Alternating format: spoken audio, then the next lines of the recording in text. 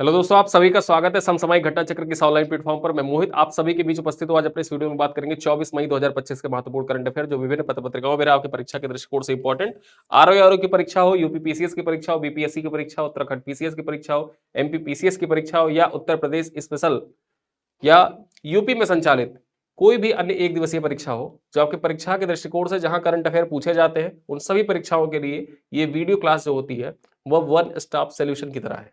यहाँ पर देखा जाए जो डेली न्यूज़पेपर बेस्ड खबरें होती है वो आपके समक्ष प्रस्तुत की जाती है, आपके परीक्षा के दृष्टिकोण से इंपॉर्टेंट होती है। आप इन खबरों को पढ़िए, आप कोई भी मैगजीन पढ़ेंगे वहां पर आपकी ये खबरें जरूर से जरूर मिलेंगी। ठीक है, तो यहाँ पर जब आप डेली साथ में पढ़ते चलते हैं तो आपका कॉन्फिडेंस भी बूस्ट होता जाता है। आप हमारे साथ ऑनलाइन प्रैक्टिस भी करते हैं, ऑनलाइन पीडीएफ भी आपको प्रोवाइड की जाती है, ऑनलाइन हमारे ऐप पर टेस्ट भी होता है, महीने के एंड में एक टेस्ट होता है, कंपाइल पीडीएफ प्रोवाइड करते हैं, सब कुछ प्रोवाइड करते हैं। वन स्टॉप सॉल्यूशन की तरह हमारा ये ऐप है। और यहाँ पर देखा जाए इस पैकेज को डिजाइन किया गया इस प्रकार से कि आप इसको ज्वाइन कर सकते हैं। यहाँ पर देखा जाए करंट अफेयर मासिक पैकेज मई 2025 हिंदी और इंग्लिश बाइलिंगुअल है। यहाँ पर देखा जाए तो सबसे पहले से मैं बता दूं आपको क्या क्या चीजें मिलती हैं, इनमें आपको क्या क्या सुविधाएं प्रदान की जाती है। डेली शाम को 7:30 बजे आपको वीडियो क्लास मिल जाती है, प्रतिदिन क्लास पीडीएफ आपको शेयर कर दी जाती है, क्लास पीपीटी आपको शेयर कर दी जाती है।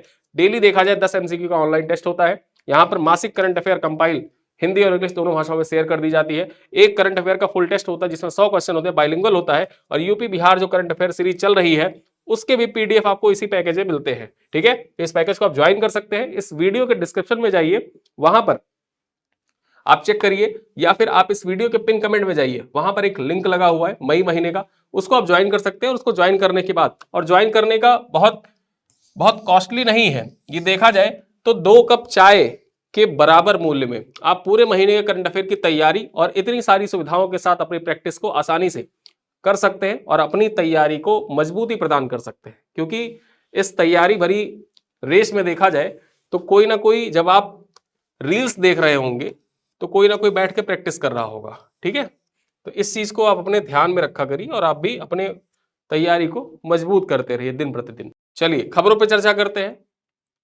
कोलंबिया चीन के बेल्ट और रोड इनिशिएटिव का भागीदार हो गया है। ठीक है, खबरों पर चर्चा करें। पॉइंट क्या है? कोलंबिया आधिकारिक तौर पर चीन के बेल्ट और रोड इनिशिएटिव परियोजना में शामिल हो गया है, जिसका उद्देश्य वैश्विक संपर्क और सहयोग को बढ़ाना है।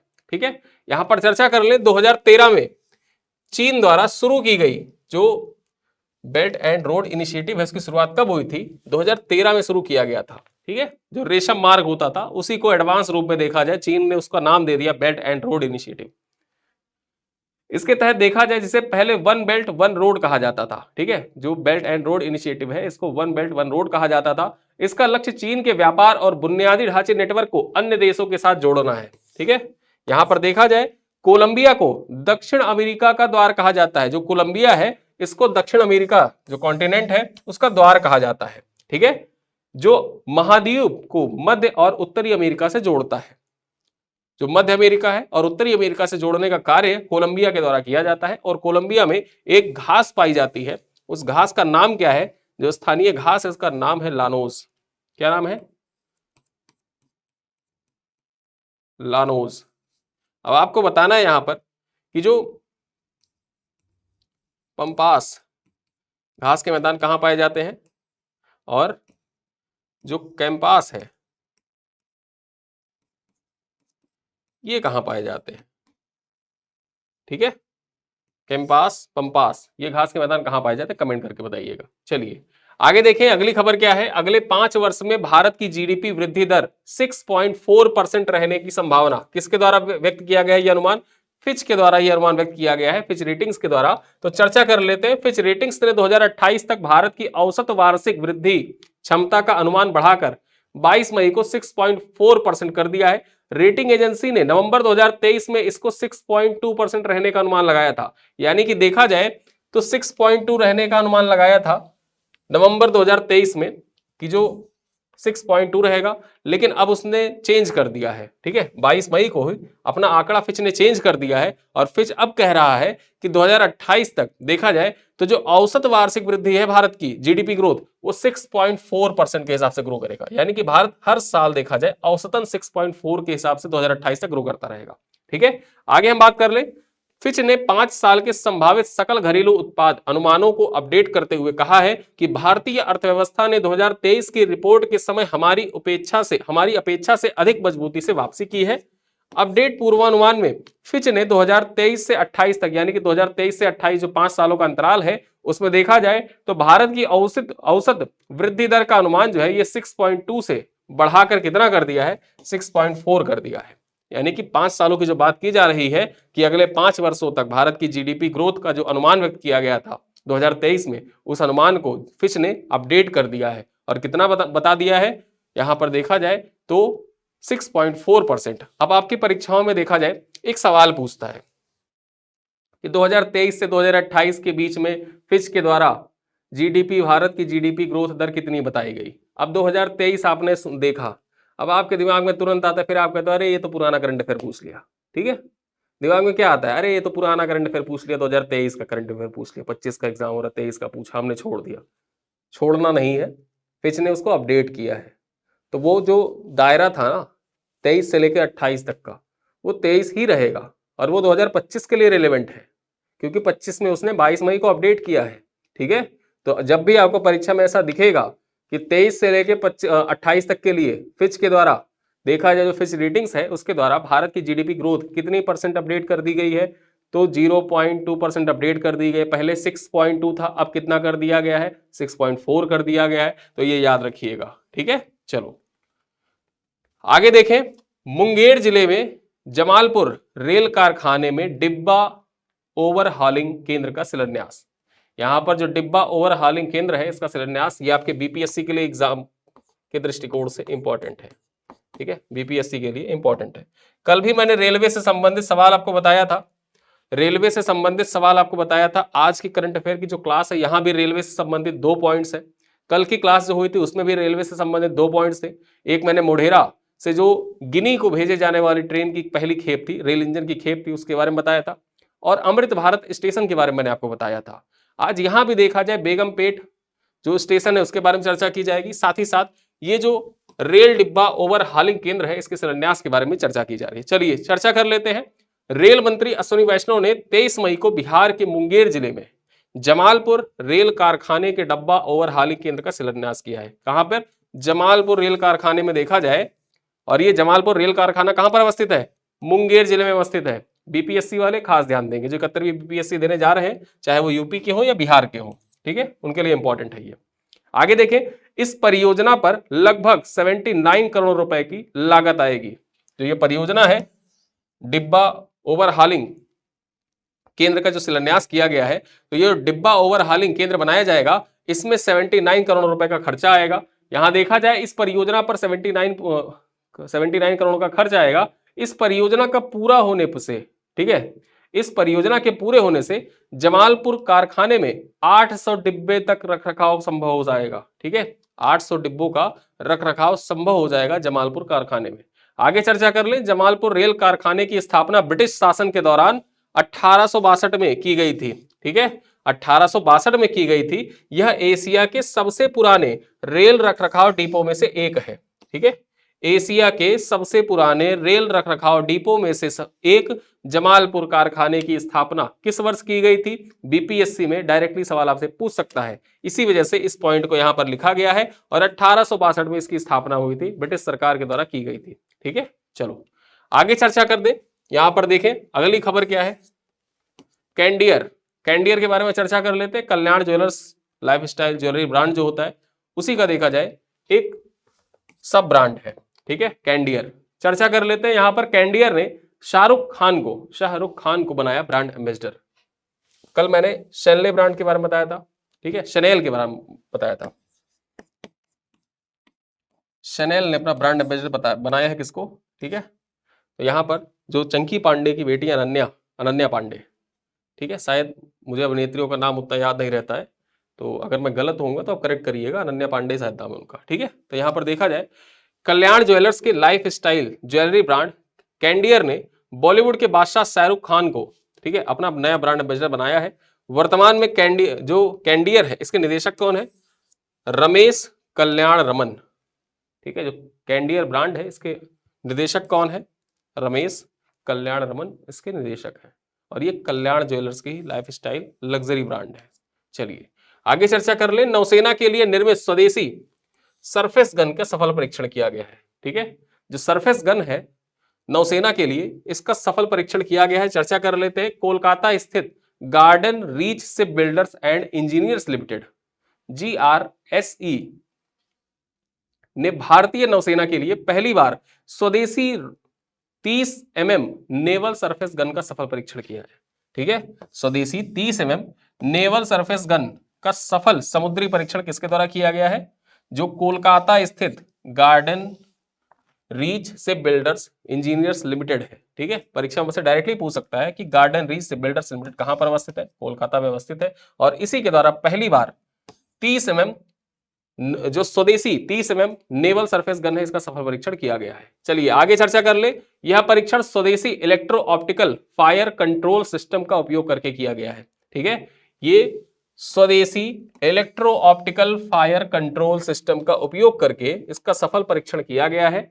और यहां पर चर्चा कर ले, जो गार्डन रीच शिप बिल्डर्स है, इसके द्वारा डिजाइन और निर्मित anti submarine warfare shallow water craft पर यह परीक्षण किया गया है, जो कंपनी के लिए एक मील का पत्थर है। यानी कि भविष्य में जो भी watercraft garden reach ship builders बनाएगी, उनमें इस चीज को इंस्टॉल किया जा सकता है। ठीक है, और यह पहली बार है कि स्वदेशी जो 30 नेवल सरफेस गन है, इसका परीक्षण किया गया। इससे पूर्व जो होता था, जो सरफेस गन लगे होते थे, वो ज्यादातर आयातित होते थे, लेकिन पहली बार ऐसा है कि भारत में स्वदेशी रूप से विकसित इस गन का प्रयोग किया गया। तो आपकी परीक्षा के लिए इंपॉर्टेंट हो जाता है। चलिए अगली खबर और सबसे महत्वपूर्ण खबर, डॉक्टर आनंद बंदोपाध्याय को पोलियो अनुसंधान के लिए मिला वैश्विक पुरस्कार। ठीक है, यहां पर पोलियो अनुसंधान के लिए डॉक्टर आनंद बंदोपाध्याय को वैश्विक पुरस्कार प्रदान किया गया है। चर्चा कर लेते हैं। यहां पर यह है आनंद बंदोपाध्याय। ठीक है, भारत में पोलियो उन्मूलन और खसरा निगरानी अभियान में महत्वपूर्ण भूमिका निभाने वाले कोलकाता में जन्मे अमेरिकी आधारित चिकित्सक डॉक्टर आनंद बंदोपाध्याय को वैश्विक स्तर पर प्रतिष्ठित IVI SK बायोसाइंस पार्क मनहनहून पुरस्कार, ठीक, मनहनहून पुरस्कार से सम्मानित किया गया है। आगे चर्चा कर ले। गेट्स फाउंडेशन से जुड़े 45 वर्षीय डॉक्टर बंदोपाध्याय को यह पुरस्कार बेल्जियम की यूनिवर्सिटी ऑफ एंटवर्प में प्रोफेसर पियरे वॉन डैम के साथ संयुक्त रूप से प्रदान किया गया है। यानी कि जो ये वैश्विक पुरस्कार है, ये आनंद बंदोपाध्याय को जो प्रदान किया गया है, ये अकेले नहीं प्रदान किया गया, संयुक्त रूप से प्रदान किया गया है। तो आनंद बंदोपाध्याय और साथ साथ में जो प्रोफेसर पियरे वॉन डैम है, इनको संयुक्त रूप से, ठीक है, ये अवार्ड प्रदान किया गया, जो आपकी परीक्षा के लिए इंपॉर्टेंट है। चलिए आगे चर्चा करते हैं। रेगिस्तानी छिपकली मेस्लिन वाटसोनान, रेगिस्तानी छिपकली मेस्लिना वाटसोनान के बारे में जान लेते हैं। वाटसोनाना, यहां पर ये छिपकली है और अक्सर देखा जाए, ये वैसे छिपकली तो पाई जाती है रेगिस्तानी क्षेत्र में। ठीक है, जो रेगिस्तानी क्षेत्र होता है वहां पर पाई जाती है, लेकिन अक्सर कभी आप कोई पुराना ईंट का ढेर जो है उसको हटाते हैं, ठीक है, तो उसमें ऐसी ही प्रजाति की एक छिपकली सी आपको दिख जाती है। अब इसका हुआ क्या है, यहां पर देखा जाए तो जूलॉजिकल सर्वे ऑफ इंडिया के द्वारा ये छिपकली जो है, ऐसी छिपकली ये खोजी गई थी लगभग 150 साल पहले, लेकिन आज तक इसका कोई नाम नहीं रखा गया था। अब यहाँ पर जूलॉजिकल सर्वे ऑफ इंडिया के द्वारा इसका नाम रखा गया है। क्या नाम रखा गया है? मेस्लिना वाटसोनाना। ठीक है, मेस्लिना वाटसोनाना इस छिपकली का नाम रखा गया, इस रेगिस्तानी छिपकली का। आइए चर्चा करते हैं पॉइंट पर। भारतीय प्राणी सर्वेक्षण यानी कि जूलॉजिकल सर्वे ऑफ इंडिया के वैज्ञानिकों ने हाल ही में एक रहस्यमयी छिपकली की पहचान को लेकर 153 साल से चली आ रही उलझन को सुलझा लिया है। यहां पर देखा जाए, इस छिपकली का नाम मेस्लिना वाटसोनाना है, जो फारसी रेगिस्तान में पाई जाती है, जिसकी पूंछ लंबी होना इसकी एक खास पहचान है। ठीक है, यहां पर देखिए छिपकली है, कितनी लंबी पूंछ है इसकी। ठीक है, ये लंबी पूंछ इसकी खास पहचान है, रेगिस्तान में पाई जाती है।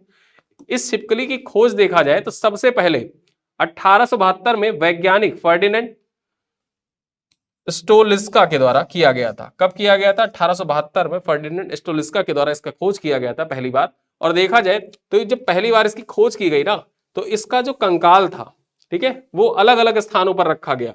अब जूलॉजिकल सर्वे ऑफ इंडिया में रख दिया गया, ठीक है, उसके बाद ब्रिटेन में रख दिया गया, आयरलैंड में रख दिया गया। तब यहां से पता ही नहीं चल पाया कि मूल कौन सा है, जो मूल है, मूल कहां पर है।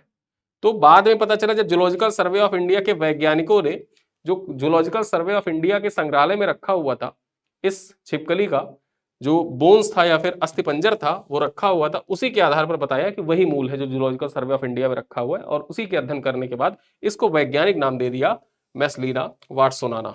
ठीक है, तो परीक्षा में आपसे डायरेक्टली पूछेगा, ये हाल ही में खबरों में रही मैस्लिना वाटसोनाना किसकी प्रजाति है? 4 ऑप्शन रहेगा, तितली, मछली, मेढक, छिपकली। ऑप्शन टिक करिएगा, छिपकली की प्रजाति है। फारसी रेगिस्तान, जो फारस का रेगिस्तान है, ठीक है, फारस का क्षेत्र है, वहां पर जो रेगिस्तान है उसी रेगिस्तानी इलाके में पाई जाती है। और अक्सर ऐसे ही आप इसी आकृति की छिपकली टाइप का आप अक्सर देखते होंगे जब आप कोई पुराना ईंट का ढेर है या कोई पत्थर पड़ा हुआ है उसको जब हटाते हैं तो उसके नीचे देखेंगे कि नीचे से निकलते हुए सरपट भागती हुई निकल जाती है ये। ठीक है, चलिए, गिरगिट नहीं है, मैं आपको बता दूं पहले ही कि गिरगिट की पूंछ देखें कि गिरगिट की पूंछ लंबी होती है, गिरगिट हो सकता है। मैं गिरगिट की बात नहीं कर रहा हूं, ऐसी प्रजाति आप देखे होंगे। ठीक है, देखे होंगे तो आप कमेंट करके बताइएगा कि आपने देखा है। ठीक है, चलो आगे बात करते हैं सीडीएस अनिल चौहान की पुस्तक। यहां पर देखा जाए जो चीफ ऑफ डिफेंस स्टाफ है उनके द्वारा एक किताब लिखी गई है, उस किताब के बारे में चर्चा कर लेते हैं। किताब का नाम इंपॉर्टेंट हो जाता है, किसके द्वारा लिखी गई है? सीडीएस अनिल चौहान के द्वारा लिखी गई है, विमोचन रक्षा मंत्री के द्वारा किया गया, तो बहुत ही महत्वपूर्ण किताब है यहाँ पर। ठीक है, तो chief of defence staff CDS general Anil Chauhan के द्वारा लिखित पुस्तक रेडी, रिलेवेंट एंड रिसर्जेंट। ठीक है, ready, relevant and resurgent, a blueprint for the transformation of India's military. ये किताब किसके द्वारा लिखी गई है? ये किताब अनिल चौहान के द्वारा लिखी गई है, जो हमारे सीडीएस है। और इस किताब का विमोचन देखा जाए तो राजनाथ सिंह के द्वारा 22 मई 2025 को किया गया। 22 मई 2025 को रेडी, रिलेवेंट एंड रिसर्जेंट किताब का विमोचन राजनाथ सिंह के द्वारा किया गया। और यह पुस्तक किसके द्वारा लिखी गई है? यह पुस्तक सीडीएस अनिल चौहान के द्वारा लिखी गई है, जो आपकी परीक्षा के लिए मोस्ट इंपॉर्टेंट है। ठीक है, चलो अगली खबर पर चर्चा करें। रेलवे से संबंधित सवाल फिर आ गया। मैंने आपको कल भी बताया था कि जो आप पीवाईक्यू उठा के देखिए 2019 से लेकर 2023 तक के 4 साल में हर बार एक क्वेश्चन रेलवे के आए ही आए हैं। ठीक है, एक क्वेश्चन रेलवे के आए ही आए हैं। और इसमें भी मैं आपको एक कॉमन चीज बताता हूं। आप एसआरएस की रिपोर्ट देखिए। ठीक है, एसआरएस की रिपोर्ट से एक क्वेश्चन आया हुआ है। ठीक है, यहां पर देखा जाए तो 2021 में आया है एसआरएस रिपोर्ट, 2022 में आया हुआ है। सुपोषण, जो यूट्रिफिकेशन वाले सवाल होते हैं ना, सुपोषण से संबंधित सवाल, सुपोषण पर्यावरणीय टर्म है सुपोषण। ये 3 सवाल ऐसे है ना, ये 3 सवाल जो लगातार पूछे गए हैं। ये 3 सवाल आप समझ लीजिए कि 150 क्वेश्चन में से 150 क्वेश्चन में से आप इन 2 क्वेश्चन को तो मान के चलिए कि 2 क्वेश्चन ऐसे थे जो लगातार पूछे गए 2 सालों तक, 3 सालों तक। एसआरएस तो पूछा ही गया है। ठीक, उसके बाद सुपोषण, सुपोषण पूछा गया और इस तरीके से पीवाईक्यू पूछा गया कि ऑप्शन इसका सी सही था। ऑप्शन भी जान लीजिए, सी, ए और बी दोनों। वहां पर 2 कथन बना के सुपोषण के बारे में पूछा और उसका कथन ए भी सही था, कथन बी भी सही था। ठीक है, और एसआरएस में पूछा तो एसआरएस में सीधे सीधे पूछा, इसका भी ऑप्शन सी सही था। ऐसा ही सीन हो रखा था। पेपर आप उठा के पीवाईक्यू देखेंगे तो वहां पर आपको सीधे सीधे समझ में आ जाएगा। ठीक, तो इसी वजह से मैं आपको हमेशा कहता हूं कि आप करंट अफेयर का जब पीवाईक्यू देख रहे हो ना, तो करंट अफेयर जब पीवाईक्यू आप देख रहे हो तो करंट अफेयर का पीवाईक्यू भी देख लिया करिए कि क्या क्वेश्चन पूछ रहा है, क्या कोई ऐसा क्वेश्चन भी है जो रिपीट हो जाए आगे चल के। तो बहुत से ऐसे क्वेश्चन जो होते हैं वो रिपीट होते हैं। ठीक है, चलो अब यहां पर चर्चा कर लें। दक्षिण मध्य रेलवे के अंतर्गत महिलाओं द्वारा संचालित पहला स्टेशन बेगमपेट। ठीक है, जो बेगमपेट रेलवे स्टेशन है ये दक्षिण मध्य रेलवे के अंतर्गत पूर्ण रूप से महिलाओं के द्वारा संचालित पहला स्टेशन है। और इसका देखा जाए अमृत भारत स्टेशन के तहत इसका वर्चुअली रूप से उद्घाटन भी किया गया। चर्चा कर लेते हैं यहां पर। प्रधानमंत्री नरेंद्र मोदी के द्वारा 22 मई को देश भर में 103 पुनर्विकसित रेलवे स्टेशनों का वर्चुअल माध्यम से उद्घाटन किया गया। यहां 103 लिखा हुआ है, आप इसको 103 समझिएगा, जिस अमृत भारत स्टेशन की बात मैं कर रहा हूं। ठीक है, अब यहां चर्चा कर ले। इन स्टेशनों में हैदराबाद का बेगमपेट रेलवे स्टेशन सबसे अलग है। यह स्टेशन अपने नए रूप और उन्नत सुविधाओं के साथ साथ देखा जाए तो दक्षिण मध्य रेलवे के अंतर्गत महिलाओं द्वारा संचालित पहला स्टेशन होने के कारण भी सबसे अलग हो जाता है। ठीक है, जो दक्षिण मध्य रेलवे है परीक्षा में आपसे पूछ सकता है कि दक्षिण मध्य रेलवे के अंतर्गत महिलाओं के द्वारा संचालित पहला रेलवे स्टेशन कौन सा? बेगमपेट रेलवे स्टेशन कहां पर अवस्थित है? हैदराबाद में अवस्थित है। ठीक, बेगमपेट हैदराबाद में अवस्थित है। चलिए आगे चर्चा करें। राष्ट्रपति द्रौपदी मुर्मू ने 22 मई को राष्ट्रपति भवन में वीरता पुरस्कार प्रदान किए। यहां पर वीरता पुरस्कार प्रदान किए गए हैं और वीरता पुरस्कार से संबंधित सवाल आपके पीवाईक्यू में आए हुए हैं, इस वजह से इंपॉर्टेंट हो जाता है। चर्चा करते हैं। राष्ट्रपति द्रौपदी मुर्मू ने 22 मई को राष्ट्रपति भवन में रक्षा अलंकरण समारोह के पहले चरण में सशस्त्र बलों, केंद्रीय सशस्त्र पुलिस बल और राज्य तथा केंद्र शासित प्रदेश पुलिस की कर्मियों को वीरता पुरस्कार प्रदान किए हैं। इनमें 6 कीर्ति चक्र, कितने कीर्ति चक्र प्रदान किए गए हैं 2025 में? 6 कीर्ति चक्र और 33 शौर्य चक्र प्रदान किया गया है। यहां पर देखा जाए तो राइफलमैन रवि कुमार, कर्नल मनप्रीत सिंह, उप पुलिस अधीक्षक हुमायून मुजमिल भट्ट, नायक दिलावर खान को मरणोपरांत, यानी कि ये 4 लोग ऐसे हैं जिनको मरणोपरांत कीर्ति चक्र प्रदान किया गया है। टोटल 6 कीर्ति चक्र प्रदान किए गए हैं, जिनमें से 4 लोगों को मरणोपरांत प्रदान किया गया है और 2 लोगों को देखा जाए तो जीवन काल में ही प्रदान किया गया है। मराठा लाइफ इन्फेंट्री के मेजर मल्लाराम गोपाल नायडू और पंजाब रेजिमेंट के मेजर मंजीत को कीर्ति चक्र प्रदान किया गया है। यानी कि 2 लोगों को यहां पर कीर्ति चक्र प्रदान किया गया है और 4 लोगों को मरणोपरांत कीर्ति चक्र प्रदान किया गया है। नाम याद रखिएगा, जिनको कीर्ति चक्र प्रदान किया गया उनका नाम एक बार आप देख लीजिए और जब आपको पीडीएफ शेयर की जाएगी तो वहां पर आप इसको हाईलाइट कर लीजिएगा। कीर्ति चक्र वालों का नाम आपकी परीक्षा के दृष्टिकोण से इंपॉर्टेंट है। कितने लोगों को कीर्ति चक्र दिया गया है? 6 लोगों को। और कितने लोगों को शौर्य चक्र दिया गया है? ये पॉइंट याद रखिएगा। अब यहां पर जो शौर्य चक्र दिए गए हैं उनसे संबंधित कुछ पॉइंट्स को देख लेते हैं। मेजर आशीष धोनचक, सिपाही प्रदीप सिंह, हवलदार रोहित कुमार, कांस्टेबल पवन कुमार, कांस्टेबल देवंशी, विजयन कुट्टी जी और कैप्टन दीपक सिंह सहित 7 बहादुर कर्मियों को उनके असाधारण साहस और कर्तव्य के दौरान बलिदान के लिए मरणोपरांत शौर्य चक्र प्रदान किया गया है। यानी कि यहां पर जो 33 शौर्य चक्र प्रदान किए गए हैं, इनमें से 7 लोगों को मरणोपरांत प्रदान किया गया है। ठीक है, 7 लोगों को मरणोपरांत प्रदान किया गया है, जो शौर्य चक्र और कीर्ति चक्र होता है। यह आपके परीक्षा के दृष्टिकोण से इंपॉर्टेंट है। उत्तराखंड पीएससी का पेपर उठा के देखिए, जो पिछला पेपर 2024 का हुआ था, उसमें यहां से सवाल पूछे गए हैं। ठीक है, तो आपके परीक्षा के लिए इंपॉर्टेंट है। और चलिए अंतिम खबर पर चर्चा कर लेते हैं। चगोस द्वीप समूह के बारे में चर्चा कर लेते हैं, इंपॉर्टेंट है आपके लिए चगोस द्वीप समूह। यहां पर देखा जाए तो चगोस द्वीप समूह की संप्रभुता मॉरिशस को सौंपने के समझौते पर हस्ताक्षर हुआ है। ब्रिटेन ने विवादित और रणनीतिक रूप से महत्वपूर्ण चगोस द्वीप समूह की संप्रभुता मॉरिशस को सौंपने के समझौते पर हस्ताक्षर किए हैं।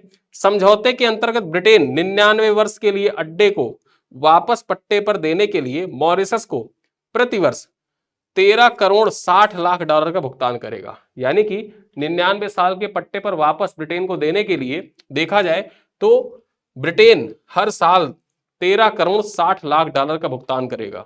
ठीक है, जो चगोस आइलैंड है, अगर चगोस आइलैंड मॉरिशस ब्रिटेन को वापस से पट्टे पर देता है तो 13 करोड़ 60 लाख रुपए का भुगतान किया जाएगा। यहां पर देखा जाए तो हिंद महासागर द्वीप समूह के सबसे बड़े द्वीप डियागो गार्सिया पर रणनीतिक रूप से महत्वपूर्ण नौसैनिक एवं बमवर्षक अड्डा है। चगोस द्वीप समूह हिंद महासागर में ब्रिटेन से लगभग देखा जाए तो 9,332 किलोमीटर दक्षिण पूर्व में स्थित है। चगोस द्वीप समूह 4,000 से अधिक आबादी वाले 7 द्वीप समूहों का समूह 1965 में मॉरिशस से अलग हो गया था और मॉरिशस उस समय एक ब्रिटिश उपनिवेश था। ठीक है, तो मॉरिशस से चगोस द्वीप समूह अलग हो गया था, उस टाइम पे मॉरिशस जो था वो ब्रिटिश उपनिवेश था और अब वापस से इसको मॉरिशस को सौंपने का जो हस्ताक्षर है उस पर हस्ताक्षरित कर दिया गया है कि इसको वापस से मॉरिशस को सौंप दिया जाएगा, जो चगोस आइलैंड है। और चगोस आइलैंड को जब मॉरिशस ब्रिटेन को पट्टे पर देना चाहे तो हर साल उसको यहां पर देखा जाए तो हर साल 13 करोड़ 60 लाख रुपए 60 लाख डॉलर का भुगतान करेगा ब्रिटेन। ठीक है, तो ये पॉइंट थे आपके परीक्षा के लिए इंपॉर्टेंट है। चलिए अब इसी स्लाइड पर आधारित कुछ क्वेश्चन है जिनका उत्तर आपको कमेंट बॉक्स में देना है, यहां पर चर्चा करें। निम्नलिखित में से कौन सा देश हाल ही में चीन के बेल्ट और रोड इनिशिएटिव में शामिल हुआ है? यानी कि मई 2025 में कौन सा देश है जो शामिल हुआ है? अर्जेंटीना, ब्राजील, कोलंबिया या पेरू? क्वेश्चन नंबर 2 है फिच रेटिंग ने भारत की 2023 से 28 की औसत वार्षिक जीडीपी वृद्धि दर कितने प्रतिशत अनुमानित की है? 6%, 6.2%, 6.4%, 6.8%। क्वेश्चन नंबर 3 है हाल ही में बिहार के किस जिले में डिब्बा ओवरहालिंग केंद्र का शिलान्यास किया गया है? भागलपुर में, गया में, मुंगेर में या पटना में? क्वेश्चन नंबर 4 है कैंडियर ब्रांड के ब्रांड एम्बेसडर के रूप में किसे नियुक्त किया गया है? अमिताभ बच्चन को, रणबीर कपूर को, शाहरुख खान को या अक्षय कुमार को? क्वेश्चन नंबर 5 है, हाल ही में स्वदेशी 30 नेवल सरफेस गन का सफल परीक्षण किस कंपनी ने किया है? मझगांव डॉक ने, गार्डन रीच शिप बिल्डर्स एवं इंजीनियर्स लिमिटेड ने, हिंदुस्तान शिपयार्ड ने या कोचीन शिपयार्ड ने? क्वेश्चन नंबर 6 है, डॉक्टर आनंद बंदोपाध्याय को किस क्षेत्र में वैश्विक पुरस्कार प्रदान किया गया है? हृदय रोग के लिए, पोलियो अनुसंधान के लिए, कैंसर चिकित्सा के लिए या नैनो टेक्नोलॉजी के लिए? क्वेश्चन नंबर 7 कह रहा है, सीडीएस अनिल चौहान द्वारा लिखित पुस्तक का शीर्षक क्या है? शीर्षक आपको बताना है, आपके परीक्षा के लिए इंपॉर्टेंट है। ठीक है, तो आप शीर्षक बताइए कि शीर्षक आपके परीक्षा के दृष्टिकोण से किस किताब का नाम ही बेसिकली पूछा गया है। शीर्षक तो दूर की बात है, किताब का नाम बताइए।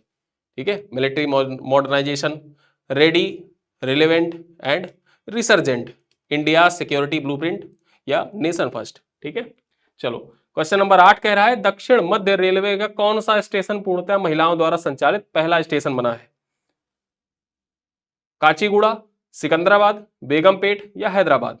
ठीक है, 9वां प्रश्न है, 22 मई 2025 को राष्ट्रपति द्वारा कितने कीर्ति चक्र प्रदान किए गए हैं? और ये सवाल आपसे पहले भी पूछा जा चुका है, सेम ऐसा सवाल यूपीपीसीएस का